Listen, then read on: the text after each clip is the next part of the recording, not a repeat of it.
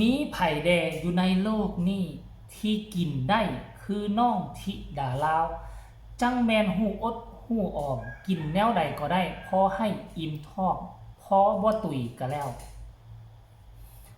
ทักทายสบายดี FC แฟนคลับน้องธิดาลาวลูกสาวของพอภูศรีวิไลมดสุขูสุคน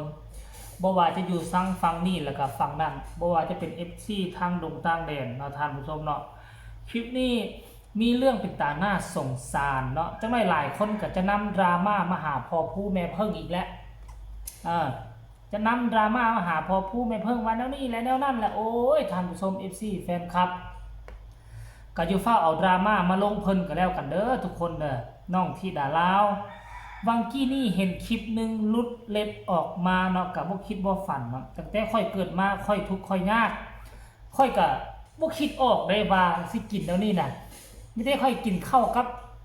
กล้วยน้ำว้าน่ะค่อยเป็นของโปรดของมักค่อยที่สุดตอนนั้นอยู่บ้านนอกได้บ่ได้อยู่ในเมืองเท่าใดอายุราวๆ7 ปีเลิกโรงเรียนมานี่พ่อแม่ก็อยู่ให้อยู่นาเฮานี่มีเงินแต่ 2,000 กีบไปซื้อกล้วยมาหวีนึงก็หวี 2,000 นั่นแหละกล้วยก็สุกแน่บ่สุกแน่ทั้งเฮิมๆอยู่บ่สนใจอยากเข้าปอกกล้วยแล้วก็กัดกล้วยใส่กำข้าวเหนียวยัดใส่ปากคือว่าแซ่บอีหลีหรอตอนนั้นสภาพตัวเองตอนนั้นเฮาใหญ่มาแล้วเฮามาคิดพ่อตอนนั้นเป็นตาน้ำตาสิไหลทุกคนเอ้ยแต่ว่าตอนเฮายังน้อยตอนเฮาบ่ได้คิดเลยซ้ำนั้นก็คือว่าลูหลาสำหรับคนบ้านนอกแล้วเพราะว่านอกจากเฮาคนอื่นก็กินแล้วนั่นคือกันเลยเนาะเพราะว่าอยู่บ้านนอกพ่อแม่ก็อยู่ป่าอยู่ดงพุ่นเลิกโรงเรียนมานี่จะไปคั่วกินกับคั่วบ่เป็นเท่าใด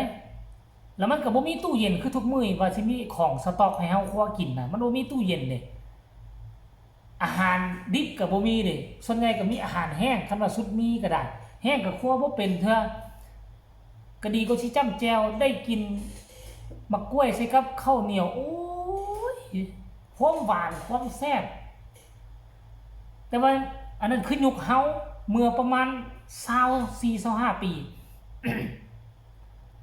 มาเจอยุคธิดาลาวยุคธิดาลาวยุคมันมีตู้เย็นมันมีตู้แช่อาหารการกินก็บ่ขาด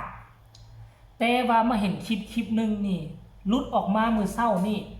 โอ้ยทุกคนเนี่ยกินข้าวจีกับข้าวเหนียวงงบ่ความจริงคันเฮาได้ข้าวจีมาแล้วน่ะเฮาก็บ่จำเป็นต้องเอาข้าวเหนียวก็ได้เพราะมันเป็นข้าวเหนียวปิ้งข้าวจีนี่ก็คือข้าวเหนียวปิ้งใส่กับไข่ใส่กับปลาแดกซึ่งมันมีข้าวเหนียวอยู่หั่นมีไข่อยู่หั่นแล้วกินก็น่าจะอิ่มแต่ว่าน้องธิดาลาวย่านบ่อยู่ท้องปั้นข้าวเหนียวยัดเข้าไปตื่มอยู่ในบนโลกนี้คือสิมีแต่ผู้เดียวคิดกินแล้วนี่ได้ท่านผู้ชมเอ้ยคิดที่จะกินแบบนี้ได้นะท่านกินแบบนี้มันก็อิ่มคูณ2อ่ะแล้วข้าวจีไม้นึงก็ซ้ำนี่เนาะหรือว่าซ้ำ4 นิ้ว3 นิ้ว4 นิ้วแหละแต่บ่ฮู้น้องกินไปจักไม้กินไปจักปิ้งแต่ว่าก็กำข้าวเหนียวอีกตื่มข้าวเหนียวก็เกือบซ้ำกำปั้นน้องพุ่นแหละ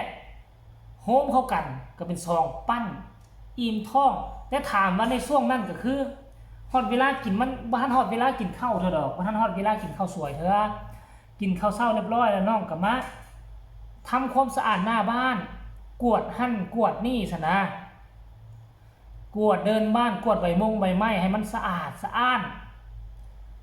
ก็เลยมาหิวก่อนเวลากินปิ้ง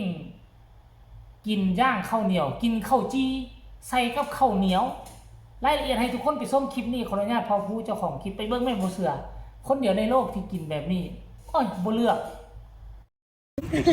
นะคะเข้ามาเอามาบุกกินข้าวกับข้าวจี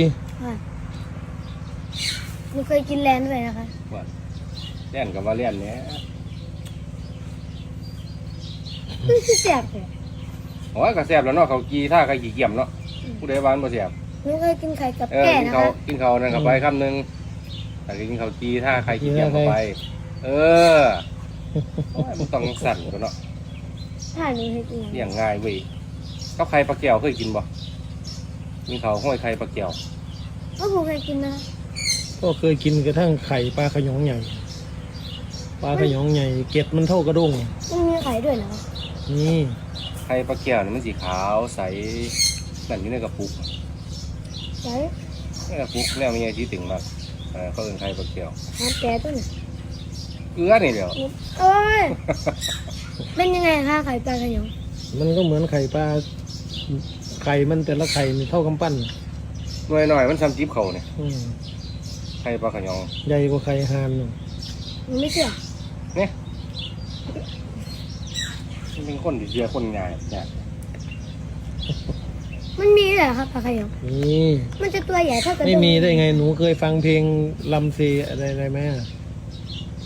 ไอเซรนองไหมของพี่สิริพรอ่ะเป็นมี มันเกิดไม่ ตำ ทั นาน น ปลาขยองใหญ่ กินตั้งเกาจี เกล็ด ของ จักตัวใหญ่หรือบ่ใหญ่เนี่ยเกล็ดซ้ำกระด้งนี่แต่ละเกล็ดอ่ะ มันร้องยังไงคะ ไม่รู้พ่อก็จำไม่ได้หนูก็ ไม่ไหวสองฝั่งเพลงก็ทำมันแต่งเองโดนแล้ว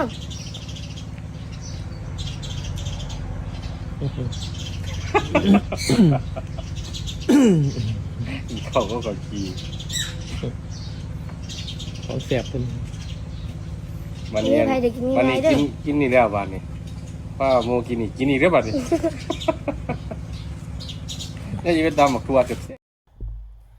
กินง่ายอยู่ง่ายของจริงของจริง ศิลปินติดดิน กินข้าวจีกับข้าวเหนียว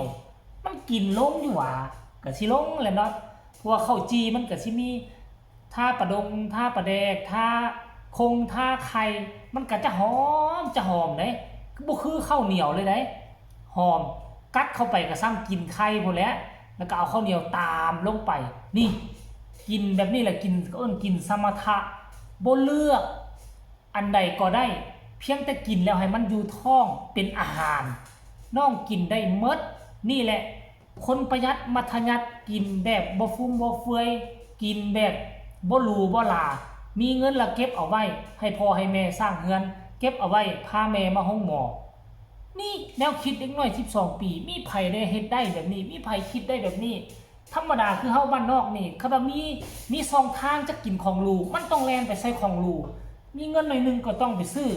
ของแซ่บของคักมากินแต่ว่าน้องบ่ลูกบางคนนี่มาเจอข้าวจีนี่ยังให้เด้จะกินนั่นสั่งมาให้แน่แม่ต้องคั่วให้กินแม่ที่ดาลาวบ่งอบ่แง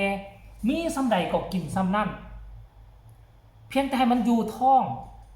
เด็กแบบนี้พวกเจ้าสิบ่สนับสนุนบ่สนับสนุนบ่ต้องได้สนับสนุนเด็กดีแบบนี้กตัญญูนี่ฮู้จักคิดแบบนี้ประหยัดมัธยัสถ์แบบนี้บ่รบกวนพ่อบ่รบกวนแม่บ่รบกวนยายลุ่มตาหวังบ่งอแงอันใดเหลืออยู่หั่นก็กินอันนั้นแล้วกันแล้วเด็กแนวนี้มันหายากค่อยจึงตัดสินใจมาสนับสนุนมาเฮ็ดคลิปทำข่าวยอดวิวบ่สนใจอันดอกได้เท่าใดก็เอาโธ่ทุกคนเอ้ยปรบมือให้ท่าแม่บ่สมกับที่พ่อๆแม่ๆที่สนับสนุนซัพพอร์ตกดไลค์กดแชร์ผลักดันน้องก็เฮ็ดให้พวกเขาบ่ผิดหวังอีหลีท่านผู้ชมเอาหวังว่าทุกคนจะได้เห็นภาพลูกๆหลานๆน้องที่ได้เล่าพวกเจ้าละเป็นแนวใดก็ให้พวกเจ้าแสดงความคิดความเห็นมาฝากกดไลค์กดแชร์กันแล้วกันพ่อกันใหม่ในคลิปหน้าสบายดี